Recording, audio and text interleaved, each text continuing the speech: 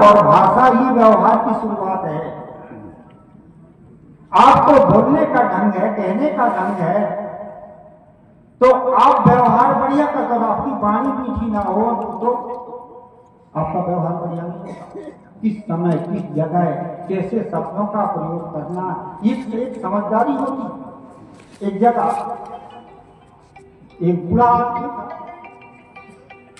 बूढ़ा आदमी था, तो हुआ एक बीमार हो गया, अंतिम समय आ गया।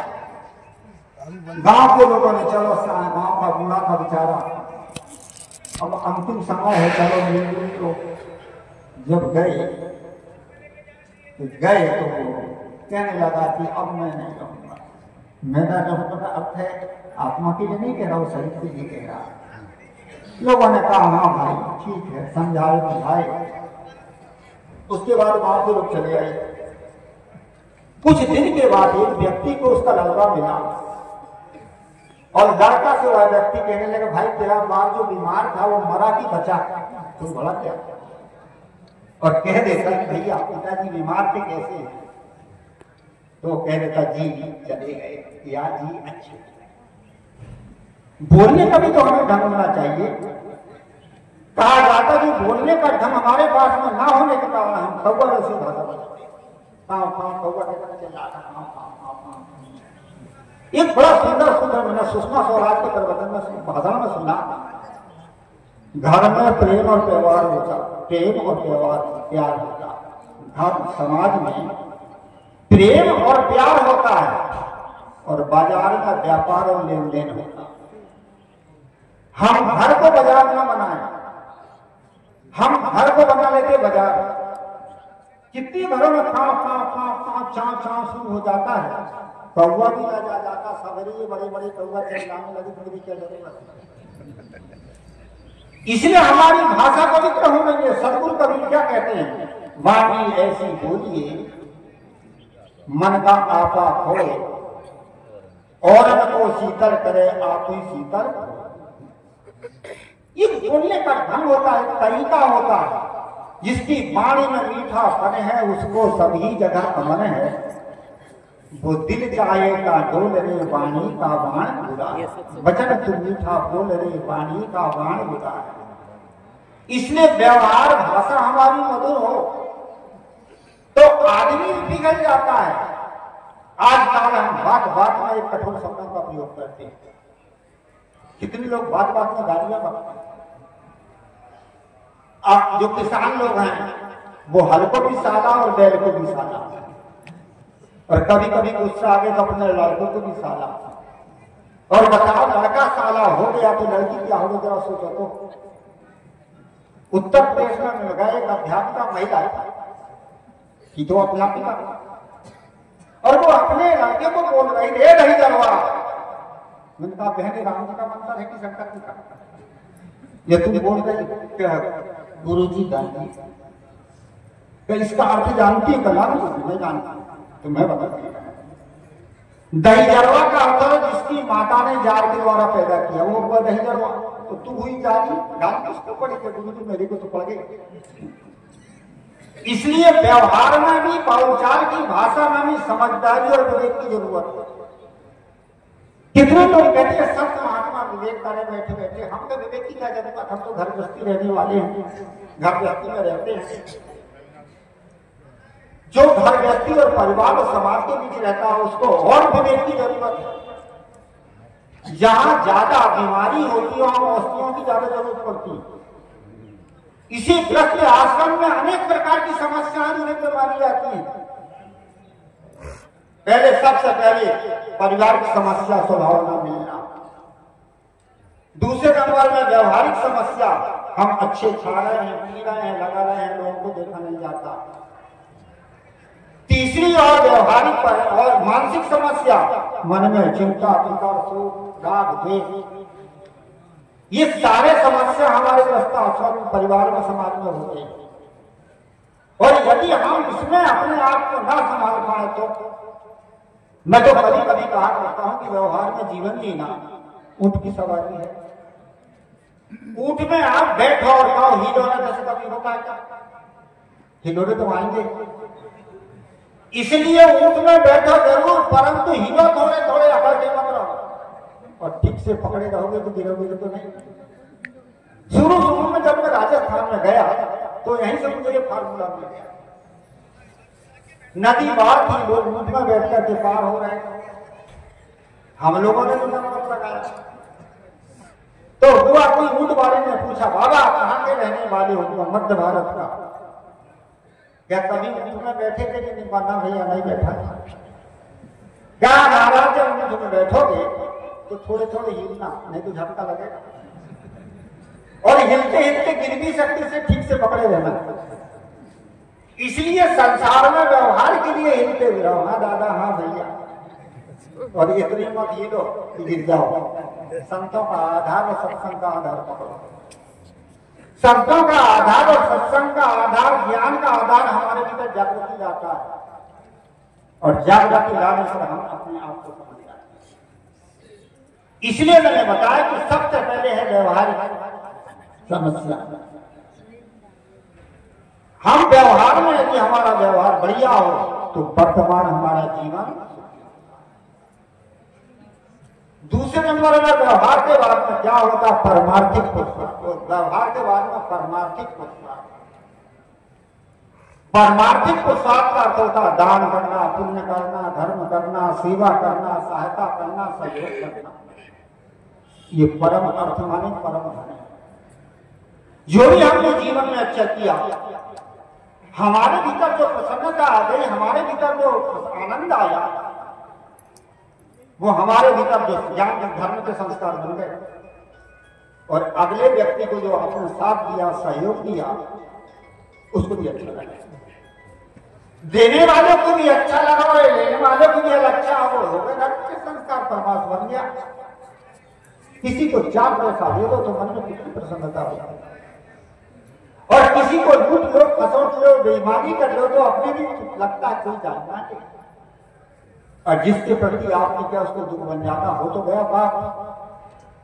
इसी का नाम पाप है। पाप कहीं अलग से थोड़ी आता।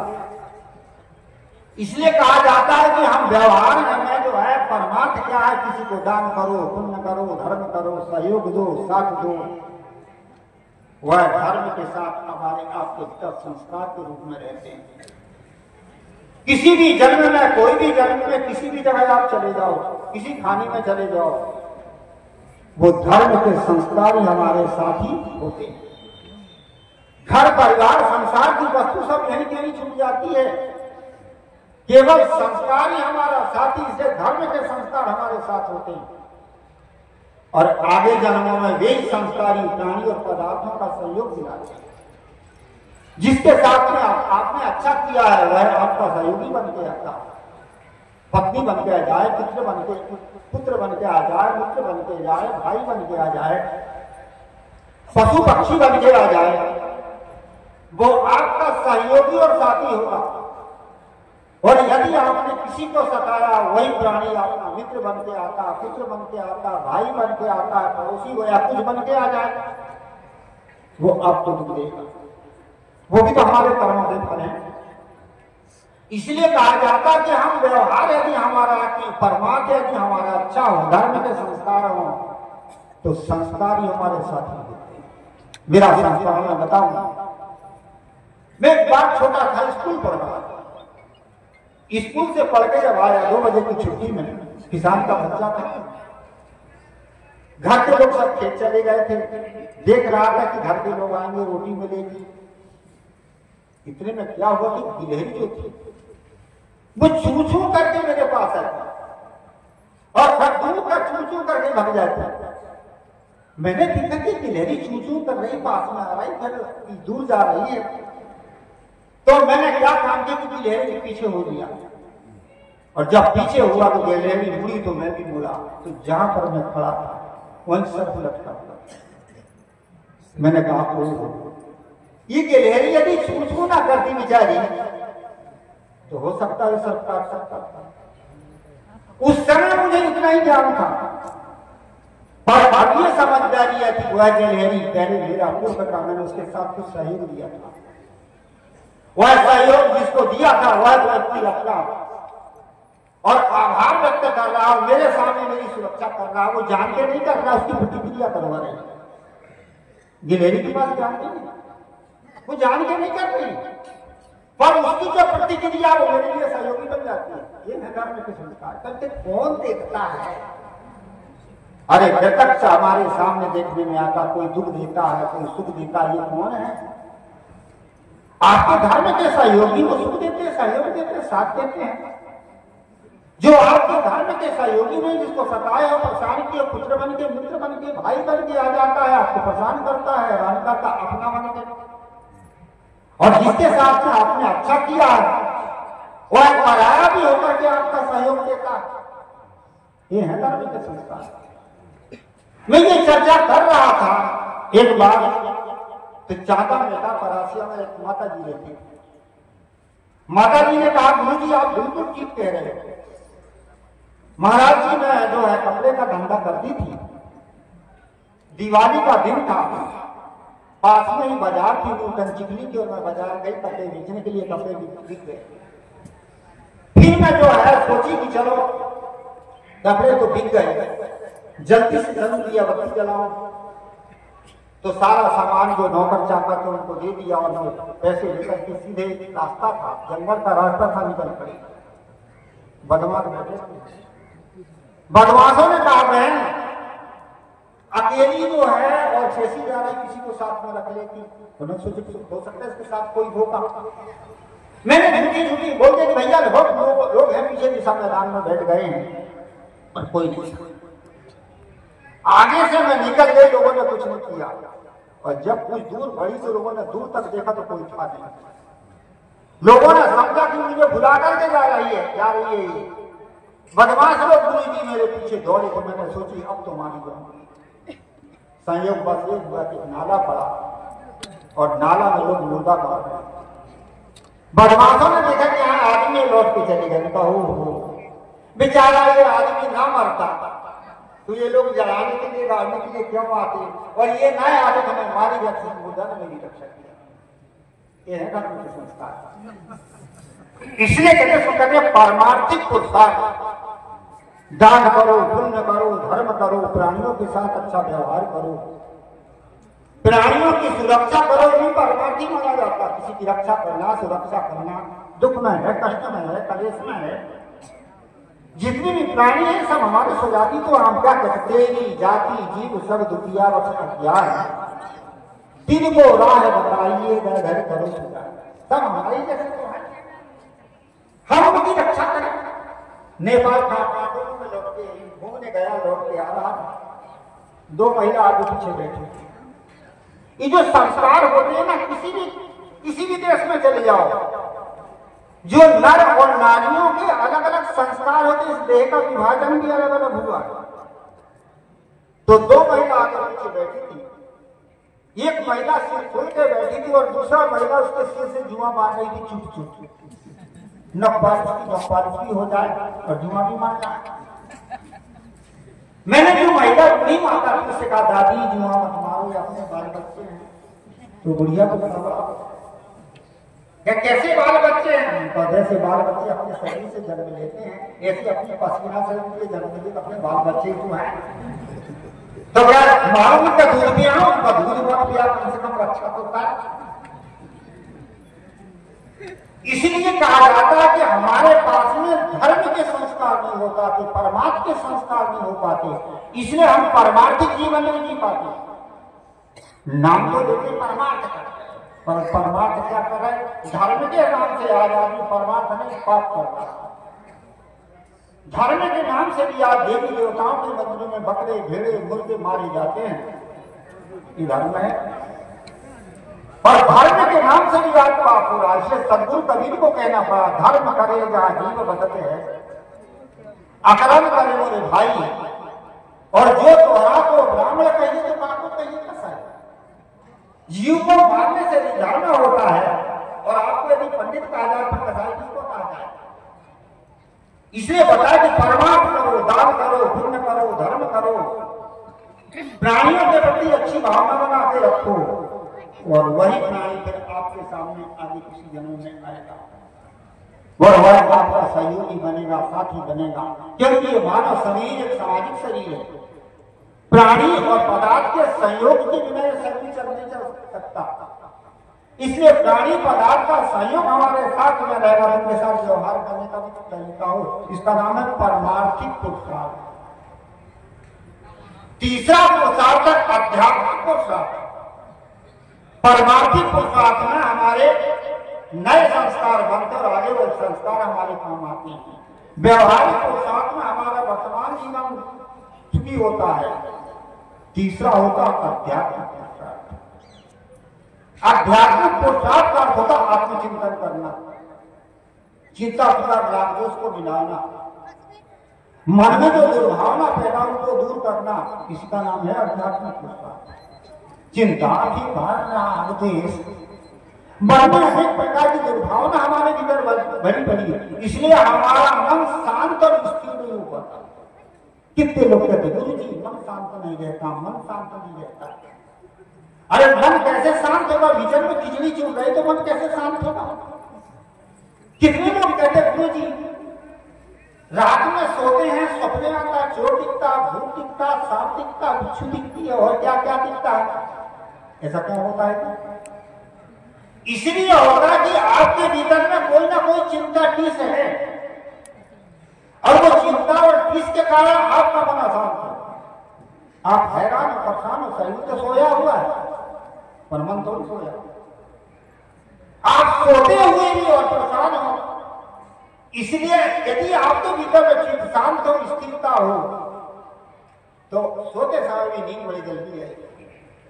दूसरे नंबर में यदि स्वप्न भी आ रहे हैं, क्योंकि तीन अवस्था होती, जागृत, स्वप्न, सुषुप्ति, सबको होती, ज्ञानी को भी होती है, अज्ञानी को भी होती है। तो स्वप्न भी आएंगे तो किस चीज के स्वप्न आएंगे? जो जीवन में प्रतिक्रिया कर रहे उसी के तो स्वप्न आएंगे। भक्ति की, धर्म की, ज्ञान की, सदाचार की। जैसे जैसे हमारी जीवन की प्रतिक्रिया होती है, प्रतिक्रिया के आधार पर हमारे संस्कार बनते हैं और संस्कार के आधार पर जो स्वप्न हम दृश्य के रूप में देखते हैं कि हमारे संस्कार ही तो है। यदि हमारे संस्कार अच्छे तो अच्छे सपने आएंगे, गलत संस्कार तो गलत सपने आएंगे। और यदि हमारे पास में अध्यात्म है, आत्मचिंतन है, ज्ञान है, विचार है, विवेक है, तो हमारे भीतर कभी भी गलत स्वप्न नहीं आएंगे, गलत संस्कार नहीं आएंगे, गलत प्रतिक्रिया जीवन के सामने नहीं आएंगी। इनके लिए हमें आध्यात्मिक पुरुषार्थ, चिंता फिकर को मिटाओ, राग दोष को मिटाओ, ये अध्यात्म। आज 4 लोगों ने अध्यात्म तो समझ लिया है कि लोग माला जप लो, थोड़ी देर हो गया, जीवन भर पाप करो और दो अगरबत्ती से साफ करो, हो गया अध्यात्म। इसको अध्यात्म नहीं कहते। अध्यात्म कहते हैं मन को स्थिर करना, शांत करना, मन को समझाना, ये अध्यात्म। हमारे शरीर में 2 चीज काम करती है, एक मन और एक चेतन। चेतन में है ज्ञान और मन में है दुर्वासना। जब हमारे भीतर मन में दुर्वासना पैदा हो जाती है तो हमारे भीतर लोभ, मोह, काम, क्रोध, नाना विकार पैदा होते हैं। जब चेतन की तरफ से हमारा विवेक जागृत होता है, तो विवेक जब जागृत होता है तो हम विवेक के द्वारा उन विकारों को हटा देते हैं। कभी कभी लोग कहा करते गुरु जी ज्ञान स्वरूप है, जीव ज्ञान स्वरूप है, मानव श्रेष्ठ है, तो गलत क्यों करता? गलत इसलिए करता कि आपके शरीर में 2 चीज काम कर रही है, एक मन और एक चेतन। यदि मन में आपके पास में वासना है, दुर्वासना है, तो आपको गलत लगेगा। और आपके चेतन के पास ज्ञान और विवेक है, आपके पास जागृति होगी और आप कभी गलत नहीं करोगे। और यदि गलत करोगे तो आपका ज्ञान जगाएगा, गलत है मत कर। इसलिए इसके लिए हमें अध्यात्म और आत्मबोध की जरूरत है। हम अपने मन को शांत करें, चित्त को शांत करें। सत्संग यही कहता है, इसका नाम है आध्यात्मिक पुरुषार्थ, आत्म शांति प्राप्त करना। आजकल तो अध्यात्म समझिए पूरा माला जप लो हो गया क्या, थोड़ा पाठ कर लो हो गया क्या, अध्यात्म नहीं। एक सेठ का जीवन भर लोगों को लूटा खसोटा बेईमानी किया, क्योंकि जवानी में जोश होता पर होश नहीं। और जब बुढ़ापा आया तो जोश तो खत्म हो गया, फिर होश आया, मैंने जीवन बर्बाद किया, क्या करूं? चलो माला जप लो, अध्यात्म कर लो, भगवान का भजन कर लो, सब कर जाएगा बाप। हाथ में ले लिया माला, जपते एक दिन छोटा सा नाती था, वो अपनी माँ के गोद से उस बूढ़े के पास आ गया और उसका पूजा पाठ का सामान सब छीन लिया। माला जपते जपते बूढ़े के पास में क्रोध आ गया और बहू को गाली गाल देने लगा, हरामजादी, बच्चे को नहीं संभालती। बहू ने कहा, बाबूजी ये राम जी का मंदिर है, किस्म करती था, ये तुम जप रहे। मन आदमी का कहां से कहां बहकाता है। जिसको अध्यात्म का बोध होता है, आत्म तत्व का बोध होता है, अध्यात्म का जो चिंतन करता है, उसको ज्ञान और विवेक जागृति दिलाता है और वो अपने मन को संभाल के अपने रास्ते में सही चलता है। इसी का नाम है अध्यात्म पुरुषार्थ। और आत्मा में चौथा पुरुषार्थ एक और, जिसको कहते हैं सैद्धांतिक पुरुषार्थ। सिद्धांत का भी बोध होना चाहिए। यदि हमारे पास सत्य सिद्धांत का बोध नहीं है, हम कहां भटक जाते। भूत प्रेत तंत्र मंत्र जंत्र देवी देवता, यदि सिद्धांतिक पुरुषार्थ आपके पास में सिद्धांत का बोध नहीं है, आदमी कहां पहुंच सकता। भूत और प्रेत नाम की संसार में कोई चीज है ही नहीं। जीव आत्मा एक शरीर को छोड़कर के दूसरा शरीर बना लिया, शरीर को जला दिया और गाड़ दिया, क्या भूत प्रेत हो गया? विवेक करके देखो क्या हुआ। पौराणिक मत कहता है जिसकी अकाल मृत्यु होती वो प्रेत योनि में जाता है। जिसकी अकाल मृत्यु होती है वो प्रेत योनि में जाता है। वो अकाल मृत्यु कौन सी है? सबसे पहले अकाल मृत्यु है आत्महत्या करके मर गया। दूसरी अकाल मृत्यु है एक्सीडेंट आदि से मर गया, आगी पानी में जल के। तीसरी अकाल मृत्यु है बालक में जवानी में चला गया, बूढ़ा होकर नहीं मरा। ये अकाल मृत्यु लोगों ने माना है, पर यह अकाल मृत्यु नहीं है। काल मृत्यु का नाम ही काल है। जितने कर्म संस्कार लेके हमने शरीर बनाया है, कर्म भोग पूर्ण होने पर ही शरीर का बीच में छूटता ही नहीं।